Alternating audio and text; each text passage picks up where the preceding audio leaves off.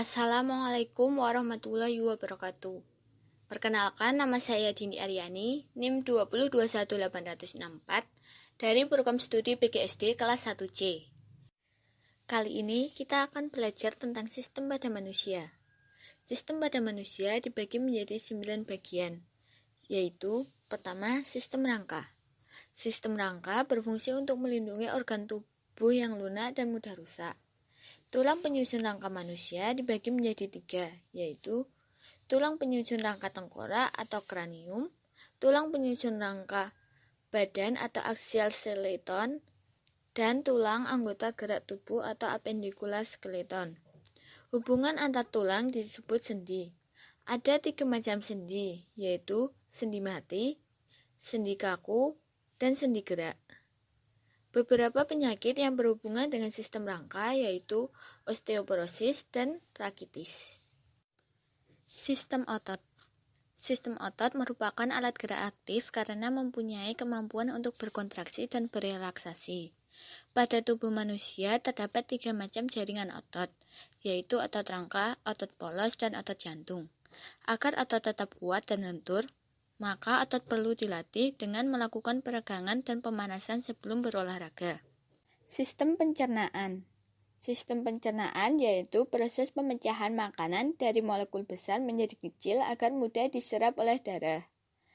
Proses pencernaan dimulai saat makanan masuk ke dalam mulut dan dikunyah oleh gigi menjadi potongan-potongan kecil, lalu masuk ke dalam kerongkongan.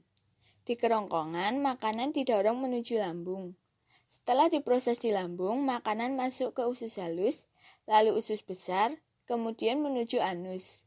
Pada anus terdapat otot-otot yang berfungsi mengontrol pengeluaran tinja. Penyakit yang menyerang alat pencernaan, misalnya sariawan, mah, diare, dan tipes. Sistem transportasi. Sistem transportasi dilakukan oleh darah, cairan getah bening, dan cairan intraseluler. Alat peredaran darah terdiri dari jantung yang berfungsi untuk memompa darah agar darah beredar ke seluruh tubuh. Pembuluh darah terdiri atas arteri atau pembuluh nadi, membawa darah dari jantung ke seluruh tubuh. Vena atau pembuluh balik, membawa darah dari tubuh kembali ke jantung. Pembuluh kapiler, yaitu tempat berlangsungnya pertukaran gas. Pada manusia dikenal 2 macam peredaran darah, yaitu peredaran darah besar dan peredaran darah kecil.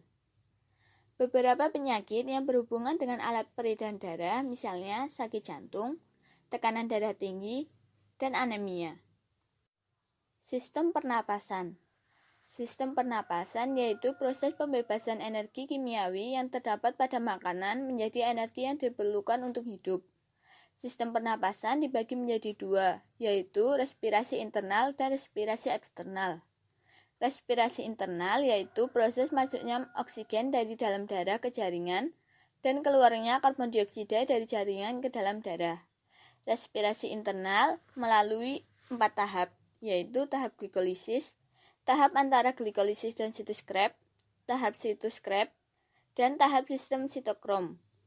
Sedangkan respirasi eksternal yaitu proses masuknya oksigen dari udara luar melalui pernapasan ke dalam darah dan keluarnya karbon dioksida dan air dari darah ke alat pernapasan.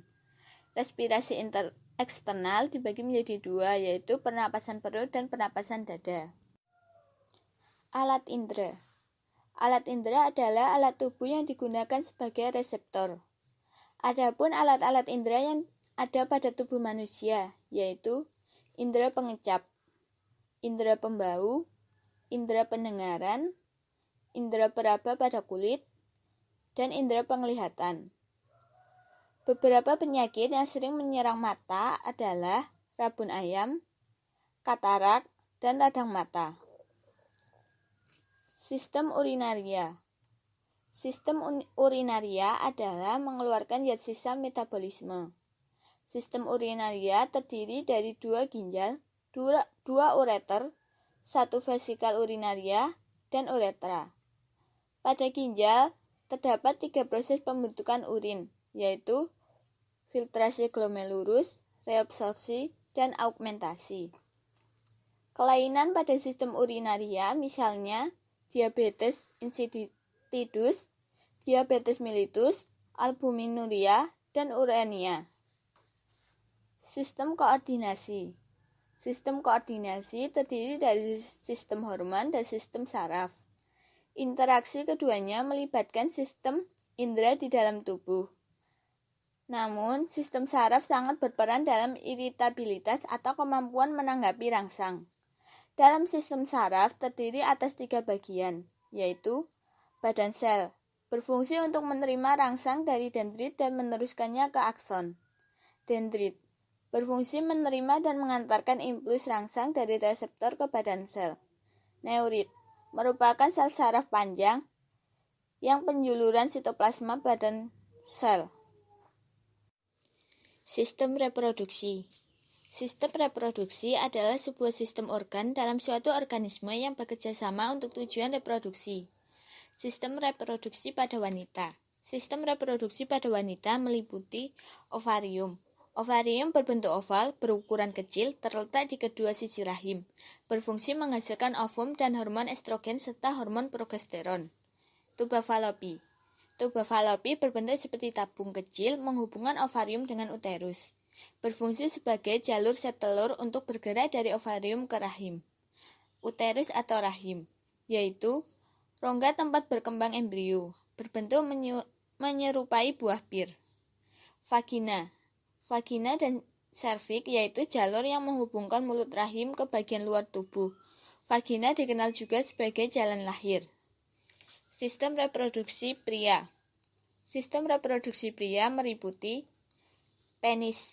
Penis yaitu alat kopulasi. Skrotum, berfungsi sebagai pelindung testis dan mengatur suhu sesuai bagi spermatozoa.